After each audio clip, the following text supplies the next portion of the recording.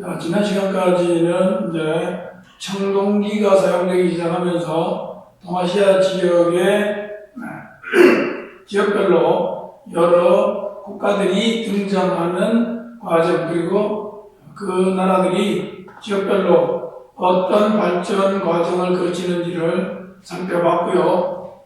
그 다음에 이번 시간에는 이렇게 이제 동아시아 지역에 등장한 여러 나라들이 서로 교류를 하고 또 교류를 통해 가지고 서로 간에 영향을 주고받으면서 또 나름대로 국가의 체제를 갖추어 가게 되는데요. 그런 과정을 살펴보는 그런 단원이 되겠습니다. 그래서 먼저 이 단원에서는 동아시아에 등장한 여러 나라들의 통치체제 특징, 각 나라마다 특징을 살펴보고요. 그 다음에 두 번째로는 동아시아 지역의 나라와 나라 사이에 상호 교류하는 내용, 그 다음에 교류만 있는 게 아니겠죠.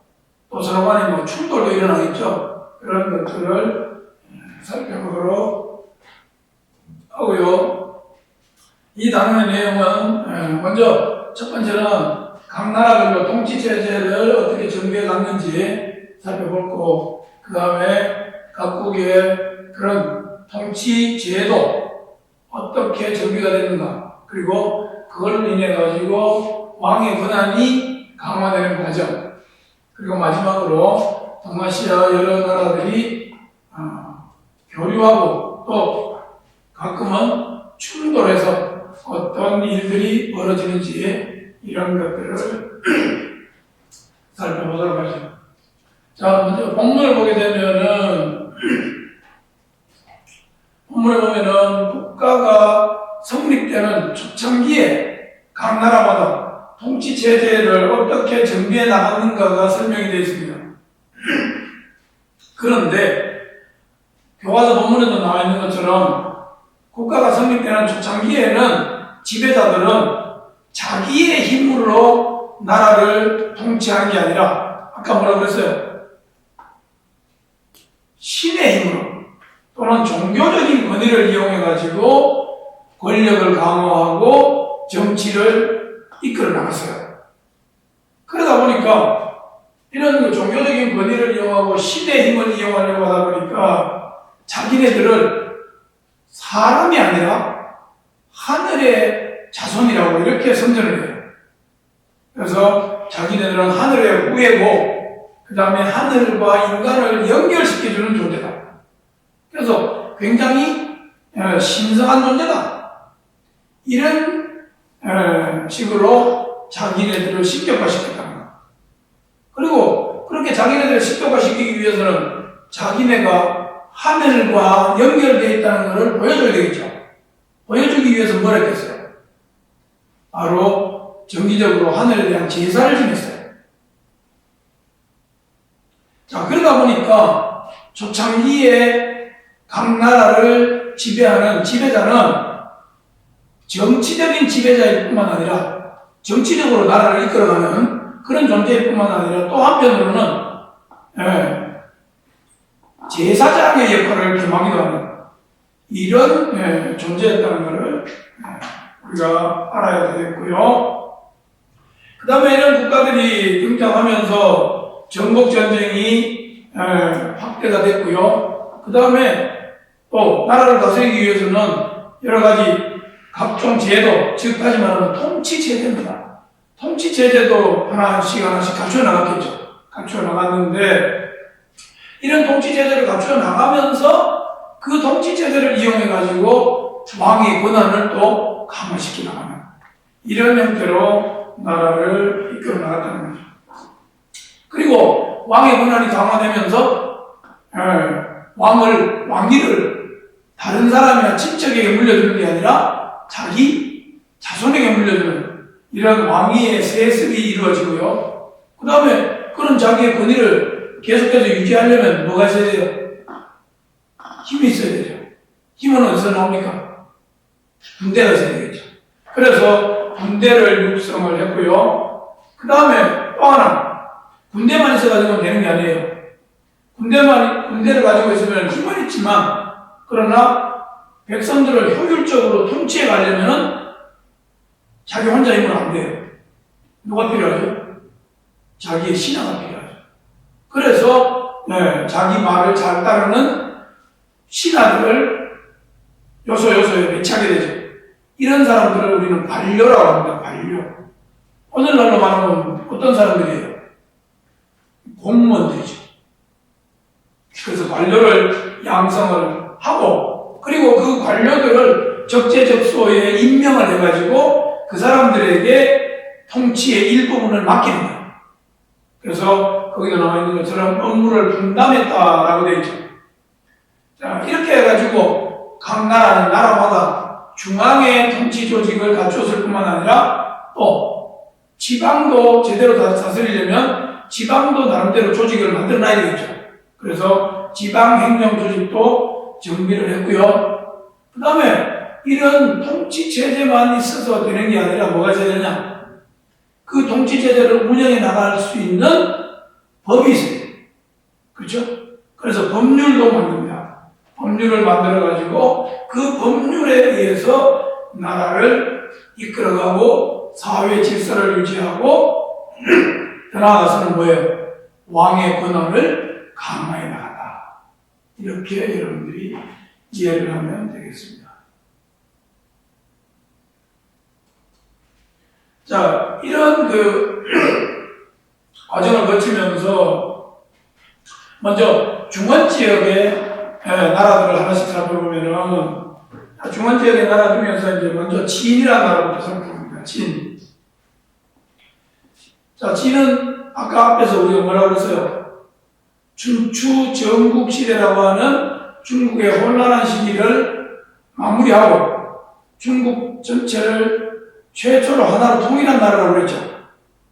그런데 이 진이라는 나라가 그렇게 중국 전체를 하나로 통일할 수 있었던 힘이 어디서 나왔을까? 그건 바로 진이라는 나라는 나라를 제대로 다스리려면은 법을 만들어가지고 그 법에 따라서 잘하는 사람에게는 칭찬을 해주고 못하는 사람에게는 벌을 줘가지고 나라의 질서를 바로잡아야 된다는 겁니다. 이런 주장을 내세운 사람이 사항, 또 다른 한 사람이 이사, 이런 사람인데요. 거기 나와 있죠? 사항, 이사. 이런 사람들의 사상을 뭐라고 하느냐? 뭐라고 하면 될까요? 법가라고 합니다. 그렇죠? 법가. 줄쳐보고요. 자, 이런 법가의 사상을 받아들여가지고 제도를 정비를 했고요. 그 결과 좀 전에 이야기했죠. 나라를 어느 정도 안정을 시켰고 강력한 힘을 기를 수 있었다고 그랬죠. 그 힘으로 500년간 분열되어 있던 중국의 춘추 전국 시대를 끝낸 거예요. 끝내고 중국 천하를 하나로 통일을 했다. 중원 지역의 분열을 최초로 통일했다. 그런 이야기죠. 그러고 나서 진나라 시황제는 그걸로 끝난 게 아니에요.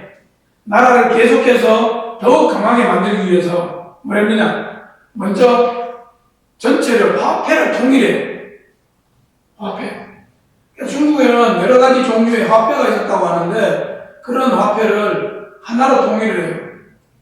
이게 바로 이제 반량전이라고 하는 진나라 때의 전국적으로 중국 전체에 쓰인 그런 동전이고요. 그 다음에 이거 바로 뭐냐? 전서라고 그래가지고 한자입니다. 이렇게 문자를 통일했어요. 문자를 통일을 했고요. 그 다음에 이건 뭐가 있습니까? 이건 바로 곡식의 양을 측정하는, 여러분들 배라는 거 알아요? 배라는 겁니다. 근데 이 배의 크기가요 지역별로 달라서 지역별로 다르면 안 되겠죠. 그래서 이 배의 크기를 하나로 정해주는 거죠. 이걸 뭐라고 하면 될까요? 도량형의 통일이라고 합니다. 자, 이런 식으로 해서 진나라 시황제는 화폐, 도량형, 문자 이런 거를 통일을 해서 나라를 바로잡으려고 했고요. 그 다음에 또 하나 이런 것만 통일해서는 안 된다는 거예요. 뭘 해야 되냐? 사람들의 사상도 통일해야 된다는 거예요. 뭘로? 법과 사상. 그렇죠. 그래서 법과 이외에 다른 사상을 받아들이거나 다른 사상을 공부하는 사람은 가차없이 죽여버려요. 그리고 그런 법과 이외의 사상을 적어놓은 책 어떻게 했겠어요? 전부 다 몰수해가지고 불태워버려요. 이건 이제 뒤에 가면 나오겠지만 분서계유라고 해요.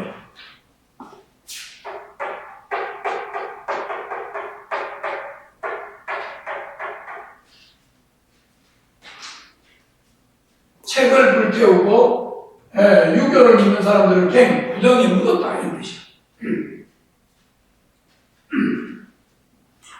밑에 세 번째 줄 법과 이외의 사상 탄압 해가지고 그 밑에다가 요 써놓으면 되겠죠. 분석교육요. 그 다음에 정치 체제를 정비해가지고 어떻게 했냐면은 자기 밑에 3명의 재상을 봅니다. 이 3명의 재상을 뭐라고 하냐면 삼공이라고 해요. 삼공. 그리고 그 재상의 명령에 따라서 움직이는 9명의 장관을 봅니다. 그 9명의 장관은 구경이라고 해요. 그래서 삼공구경. 그래서 관료체제를 만들었고요. 그 다음에 이 삼공구경은 각각 자기의 분야별로 업무가 다르겠죠. 업무를 담당을 했다. 나누어 맡았다. 그런 이야기. 그리고 이 진나라 시황제는 일단 주나라의 봉건제는 나라를 통치하는데 맞지 않다는 거예요. 그래서 뭔가 나라 전체를 자기 손안에 넣을 수 있는 이런 통치체제가 필요하다. 그래서 생각을 했는데 그거를 뭘로 만들었냐면은 각 지방을 전부 다 군과 현으로 나누어요. 그러고 나서 그 군과 현에 어떻게 해요? 자기 신하를 내려보내는 거예요. 내려보내가지고 자기 명령에 따라서 각 지역을 통치하게 하는 이런 제도를 시행했어요. 이거를 밑에서 두 번째 줄에 전국적으로 군현제를 시행했다고 되어 있죠. 줄쳐두고 이렇게 군현제를 시행하면은 어떤 점이 좋을까요? 바로 황제의 명령 한마디가 전국의 구석구석 곳곳으로 다 퍼져나가겠죠. 이렇게 되면서 중앙 집권 체제를 강화할 수가 있는 거예요. 그 밑에다가 중앙 집권 체제 강화라고 써주세요. 그래서 강력한 왕권을 바탕으로 해서 모든 지역을 자신의 지배 체제 안에 둔다. 그런 이야기가 되는 것이죠.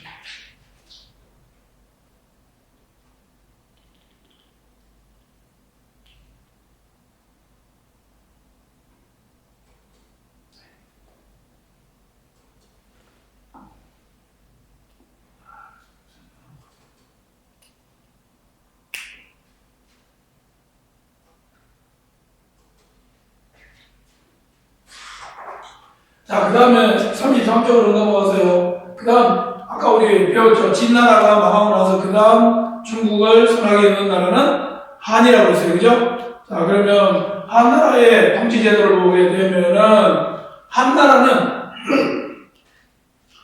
진나라가 군연제를 해가지고 중앙집권체제를 강화하는 건 좋은데, 근데 너무 백성들을 못 살게 그랬다고 했죠. 그래서 한나라는 군연제만 너무 강화하는 것도 좀 무리가 있다 이거예요. 그래서 어떻게 했느냐? 군연제하고 그 다음에 주나라의 봉건제를 섞어요. 이렇게 해가지고 새로운 제도를 시행했는데 이거를 군국제라고 합니다. 군국제. 두 번째 줄에 나와있죠? 줄쳐두고요. 봉건제와 군연제를 절충했다라고 되어 있죠. 자, 그래서 먼저 군국제는 각 지방을 통치하는 지방의 통치자를 뭐라고 해요? 제후라고 해요. 그죠? 자, 이 제후들에게는 일부 지방의 통치를 아예 맡겨버리는 거예요. 그리고 수도에서 가까운 지역이나 또는 반드시 황제가 다스려야 될 특별한 지역 있죠? 이런 지역은 군연제로 다스리는 거예요. 이렇게 하니까요, 한나라는 점점점 나라가 어떻게 안정이 됐고요. 그 다음에 왕권을 강화할 수 있는 깃들도 어느 정도 강화가 돼요. 이렇게 해가지고 한나라가 가장 강력한 힘을 가진 때가 언제냐면은 무제라는 황제 때예요. 무제. 네 번째 줄에 나와 있죠? 그리고 이 무제 때는 이제 자신이 생겼어요. 그래서 이제는 봉건제는 더 이상 필요 없다. 그래서 어떻게 했겠어요? 군연제를 점점점 확대시켜 나가는 거죠. 군연제를 확대시켜 나가서 중앙집권체제를 완전하게 확립시켰다. 그러면서 무제는 진나라 신왕제가 법가사상을 너무 강조하다 보니까 이런 일이 있었다고 그랬죠. 이런 걸로 인해 백성들의 불만을 많이 샀다고 그랬죠. 그래서 무제는 사람을 그렇게 다스리면 안 된다는 거예요. 어떻게? 사람을 잘 대접해주고 사람을 인정해주고 베풀어주는 이런 정치를 해야 된다는 거예요. 이런 정치를 주장한 학문이 뭐였어요? 유학이었죠. 예. 그래서 5번째 줄에 보면 유학을 장려했고요. 그 다음에 이제 유학을 장려만 할 게 아니라 그런 것들을 이런 이론이 있다는 것을 사람들이 가르쳐야 되겠죠. 그래서 유학 교육기관도 여러 개 설립을 해요. 유학 교육기관을 설립을 하고 그 교육기관에서 이제 사람을 길러내는 거예요. 인재를 양성을 하고 그리고 그런 인재를 양성해가지고 그 사람들을 어떻게 해요? 그 사람들 중에서 뛰어난 사람을 관리로 선발하는 거예요. 예. 그래서 6번째 줄에 보면 유교적 덕목을 갖춘 인물을 관리로 등용했다. 이렇게 되어 있죠. 그 다음에 저 조원지대, 그 조원지대 하기 전에 오른쪽에 보면 주나라의 봉건제 그 도표가 나와 있습니다. 잠시 보죠.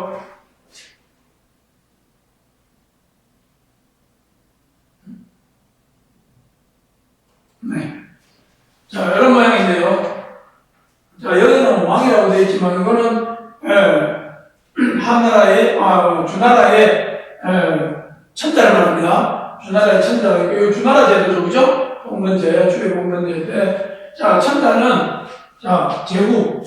이거는 지방을 통치하는 지방 지배자라고 그랬죠? 지역 통치자. 지역 통치자에게 땅을 줍니다. 그죠? 공토지. 그런데 제후는 자기가 그 지역을 받은 대가로 천자를 위해서 뭘 해야 돼요? 군사적인 의무를 해야 돼요.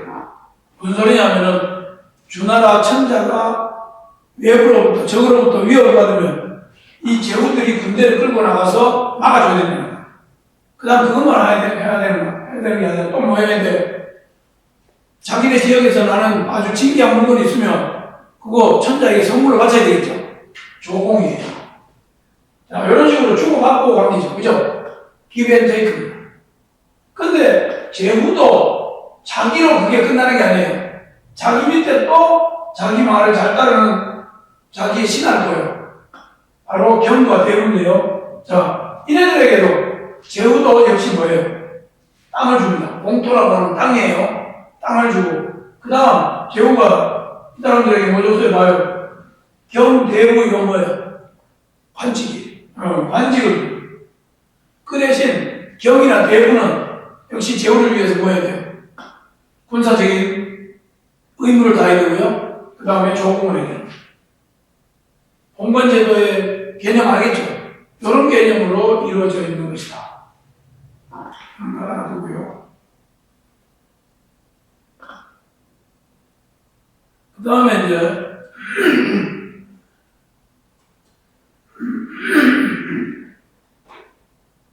자, 봉건제의 개념부터 한 번 더 확인을 하고,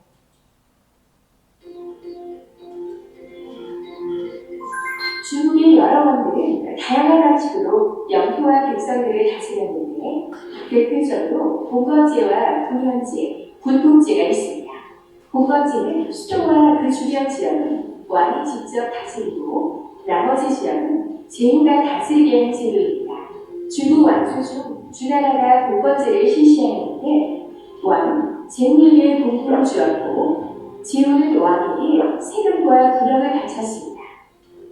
이때 왕과 제후는 주로 현역 관계로 맺어져 있었습니다.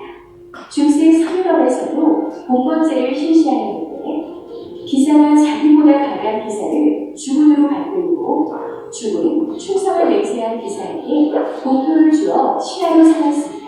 이러한 주군과 공신의 관계는 상대방에게 의무를 지는 계약 관계로 이루어졌습니다.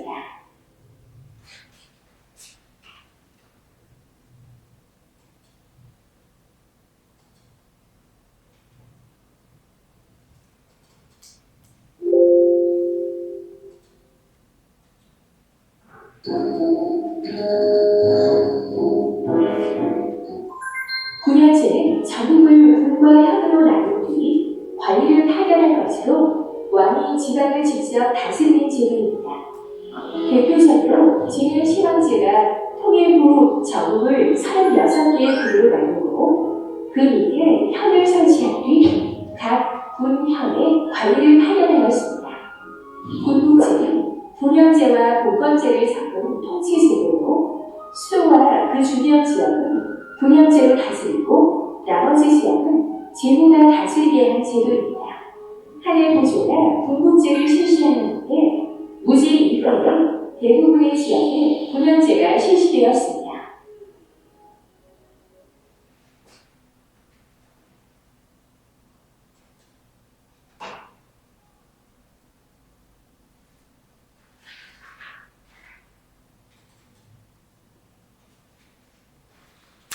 자, 그 다음으로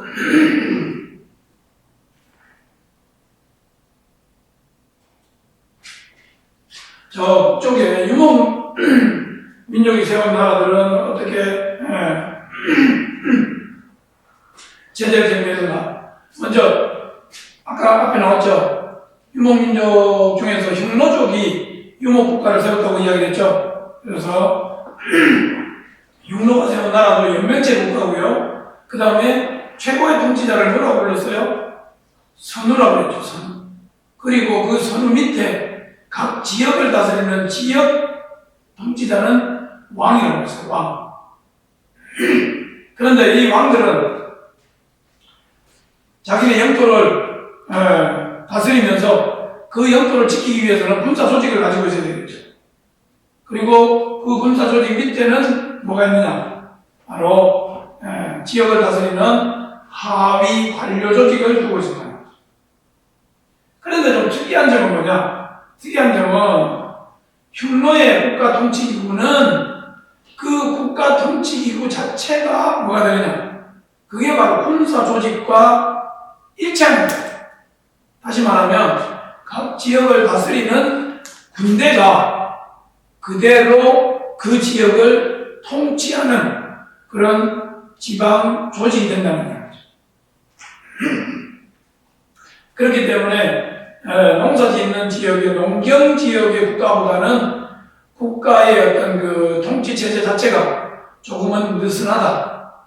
이렇게 이야기를 하고 있고요. 그 다음 만주 지역의 고조선 같은 경우에는 3세기 중앙 때부터 벌써 상, 대부, 장군 이런 이름으로 불리는 관직을 만들었고요. 그 다음에 왕의 권한은 대대로 세습되면서 정치 조직이 어느 정도 안정을 찾아갔다는 것. 그런 고조선에 작년에 배웠죠.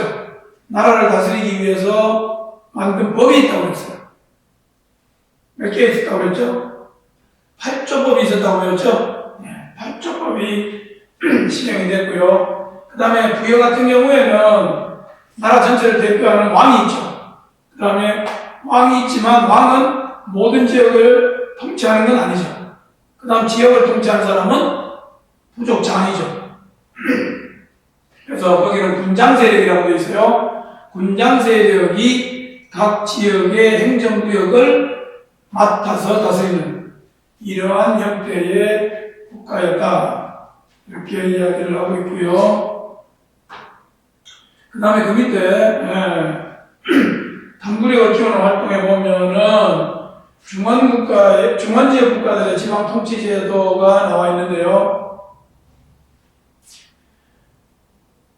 자, 거기에 보면은 왕관이라는 사람이 승상인데, 이 사람은 승상이 뭐냐면 이거는 요즘 말로 하면 총리예요. 총리가 천자에게 건이라고 해요, 왕에게. 뭐라고? 지역을 천자의 친척들에게 나눠줘가지고 그 친척들이 각 지역을 다스리게 하면 나라가 안정이 될 거다. 그렇게 이야기를 했는데 당시에 진나라 시황제는 그거를 안 들었어요.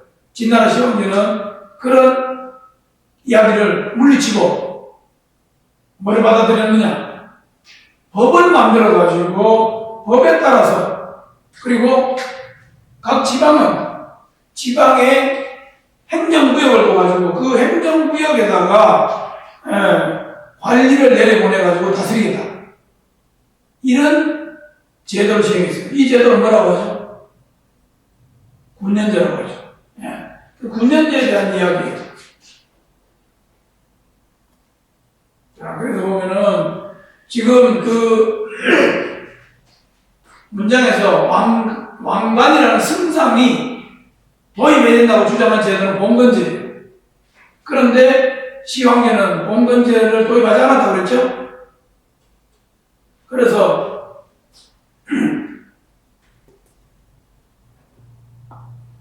장점과 단점, 봉건제에 대한 장점과 단점이에요. 자, 봉건제에 대한 장점 뭐예요? 수도에서 먼 지역은 제후에게 각 지역을 맡겨버리니까 그 지역을 수월하게 통치할 수 있죠. 그리고 왕족들의 반발을 또 어느 정도 무마할 수 있어요.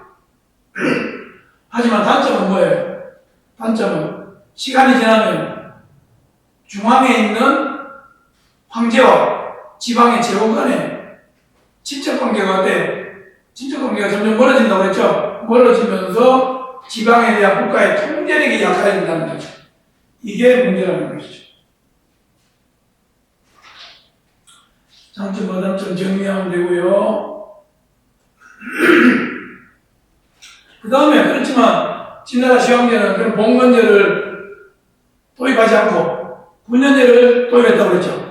군년제를 도입한 후에 황제권의 변화 어떻게 됐을까요? 한마디로 말하면 황제의 권한이 강화됐다. 그렇게 이야기할 수가 있겠죠.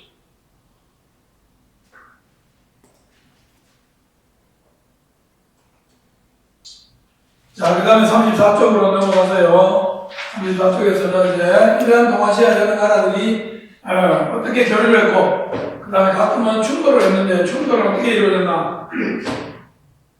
자, 본문에 보면, 나라와 나라들끼리 서로 교류를 통해서 국가가 형성되고 문화가 발전되는데 많은 영향을 주고받았어요. 특히, 준추 전국 시대에 중원 지역에서부터 퍼져나간 철기, 이 철기는 오조선을 거쳐서 한반도 남쪽에서 어디로? 일본으로 전해졌겠죠. 그래서 이 철기의 전파로 인해서 각 지역의 국가가 형성되는데 중요한 영향을 미쳤다는 겁니다. 그 다음 또 한 가지, 중원 지역에서 한자가 한반도로 전해지고 한반도에서 일본으로 전해졌죠. 그래서 바로 이 한자로 인해 가지고 동아시아 지역의 여러 나라들의 문화가 형성되는데 중요한 역할을 했다는 거죠. 하지만 이런 나라들이 그렇게 평화적으로 교류만 한 건 아니라는 것. 그래서 나라와 나라끼리 서로 충돌하는 경우도 많았는데요. 자, 왼쪽에 보면 지도에 나와 있는 것처럼 나라 그런 서로 영역을 확장하기 위해서 전쟁을 하기도 했는데요. 전쟁은 꼭 영토만 넓히려고 하는 건 아니에요. 어떤 경우에는 생활에 필요한 물자를 얻기 위해서 또 전쟁이 벌어지게 돼요. 자, 그러자 진나라 시황제는 가장 두려워했던 민족이 어느 민족이냐? 진나라 시황제가 가장 무서워했던 게 바로 저 북쪽의 흉노족이에요. 그래서 이 흉노의 침략을 막기 위해 가지고 엄청난 사람을 동원해 가지고 긴 성을 쌓았어요. 그게 지금도 중국에 남아있죠. 뭐예요? 만리장성이에요. 만리장성. 자, 밑에서 세 번째 줄 진나라 시황제 흉노의 침략을 막기 위해 만리장성을 쌓았고요. 그 다음에 아까 우리 또 앞에서 봤지만 한나라도 자기네도 강했지만 어느 나라에 압력을 받았다고 그랬어요? 압박을 받았다고 그랬어요? 역시 흉노의 압력을 받았다고 그랬죠? 그래서 한나라 무제도 이런 흉노를 가만두면 안 된다 이거예요. 그래서 흉노를 공격해가지고 세력을 약화시켰고 또 무제는 그것만 한 게 아니라 뭐까지 했어요? 고조선을 멸망시키고 거기에다가 군연을 세웠다는 거 아까 앞에 나왔고요. 그 다음에 마지막으로 한나라 무제 때는 남쪽으로는 지금의 베트남 있죠. 그 베트남도 공격을 해가지고 자기네 영토로 끌어들였어요. 그래서 거기에 보면은 남월이라고 되어 있죠. 우리가 흔히 베트남이라고도 하지만 가끔은 뭐라고 해요? 한자로 월남이라고 해요. 월남. 월남쌈. 그죠? 이 남월 또는 월남이라고 하는데요. 이거는 중국의 한자식 표현이에요. 원래 베트남의 고유 명칭은 비엔남이죠. 그죠? 근데 중국에서는 남월 또는 월남이라고 하죠. 그래서 이 베트남을 공격해가지고 거기에다가 9개의 군을 설치해서 다스리게 된다. 그런 이야기입니다. 자, 그런 게 지금 여기 나와 있고요. 그 다음에 35쪽으로 넘어가가지고요. 진나라 시황제의 여러 가지 정책 살펴보면요. 먼저, 진나라 시황제가 정비한 통치조직입니다. 이게 바로 제일 위에 황제가 있고요. 그 다음에 그 황제 바로 밑에 상공, 그 다음에 그 밑에 구경이 있어요. 여기까지는 중앙통치조직이에요. 그런데 그 밑에 지방통치조직은 바로 가무사, 군수, 군위 이런 관직을 뒀고요. 그 다음에 군보다 조금 작은 행정구역은 현이라고 해서 현에도 현성, 현령, 현위를 뒀고요. 그 다음에 그 밑에 가장 작은 지방행정단위는 향이라고 했어요. 향. 그래서 유격, 색구, 산모, 유진 이런 관리를 두고 지방을 다스렸다 그런 이야기고요. 그 다음에 문자 이렇게 통일했다는 거 아까 봤고요. 그 다음에 화폐 통일했다는 거, 그 다음에 도량형 통일한 거 아까 이야기했고요. 그 다음에 자료 2에는 영토를 확장하기 위해 가지고 진나라 시황제가 여러 지역으로 원정을 다녔다. 원정은 멀리 정보 활동을 나갔다 이런 뜻이에요. 그 다음에 자료 4에는 사상을 통일한 거 나오죠. 그죠? 아까 뭐라고 그랬어요? 법가를 통일했다고 그랬죠? 그래서 법과 이외의 사상을 공부하거나 또는 그런 사상을 퍼뜨리는 책은 전부 다 불태우고 그런 사람을 묻어주겠다고 그랬죠? 거기 보면 나와있죠. 문서대행이라고 나와있죠? 자, 그렇다면 이렇게 해가지고 그 밑에 보면 진의 시황제가 건설하고자 했던 국가, 어떤 국가였어요? 중앙집권국가죠. 그렇죠? 중앙집권국가.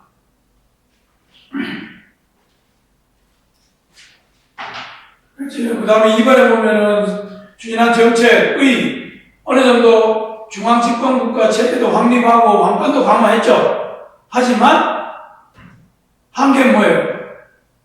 너무 백성들을 괴롭혀가지고, 그죠? 백성들의 불만이 높아졌다는 거. 그렇게 정리하면 되고요. 그 다음에 3번에 효율적인 국가 통치를 위해서 필요하다고 생각하는 요소. 뭘까요? 효율적으로 국가를 통치하려면 통치 조직이 필요하겠죠. 통치 조직과 관료 조직이 필요하다. 그렇게 알아두면 되겠습니다.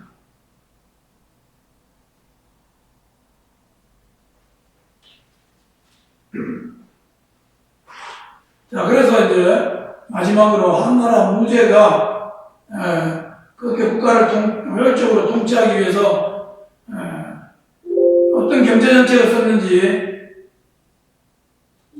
영상을 보고 마치도록 하죠.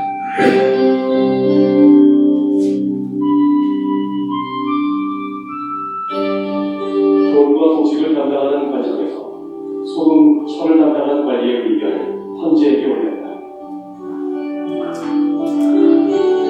산과 바다는 천하의 보물창고입니다. 모두 황실 재정을 담당하는 관청에 속하는 것이 마땅합니다. 그러나 대학에서는 이것은 개인적인 소유물로 하지 않고 돈과 도식을 담당하는 관리에게 속하게 하여 인구세를 보충하도록 하고 있습니다. 원하건대 백성을 모집하여 비용을 스스로 감당하게 하고 관청에서 가지고 있는 돈으로 철을 주조하게 하며 소금을 붓는 사람에게는 관청에서 수단과 도구를 주시기 바랍니다. 농사에 종사하지 않고 떠도는 사람들이 산과 바다의 자원을 멋대로 독점하여 많은 부를 축적하고 가난한 사람들을 부려 이익을 보려고 하니 나라에서 운영하려는 것에 반대하는 자들의 말을 들어주시면 안 됩니다. 멋대로 철기를 만들거나 소금을 만드는 사람들은 왼발에 족쇄를 채우고 그 기물을 몰수하십시오. 네, 지금 방금 영상에서 설명하고 있는 게 뭐냐면은 한나라 무제가 경제를 통제하는 정책이에요. 그러니까 경제활동을 개인에게 그냥 자유롭게 맡겨서는 안 된다는 거예요. 국가에서 모든 것을 통제해야 된다. 그래서 한나라 무제 경제정책을 통제 경제정책이다. 이렇게 이야기를 한다는 것을 알아두면 되겠고요. 그 다음에 36쪽과 37쪽을 넘어가면 이제 우리가 지금까지는 첫 번째 대단원을 다 살펴봤어요. 그래서 그 첫 번째 대단원에서 우리가 배운 내용들이 전체적으로 정리가 되어 있어요. 그래서 반드시 여러분들이 개별적으로 이 부분을 읽어보고 첫 번째 대단원에서 배웠던 내용들을 전체적으로 정리를 하면 되겠고요. 그 다음에 이제 다음 시간에는 이제 두 번째 대단원으로 넘어가도록 하겠습니다. 수고하셨습니다.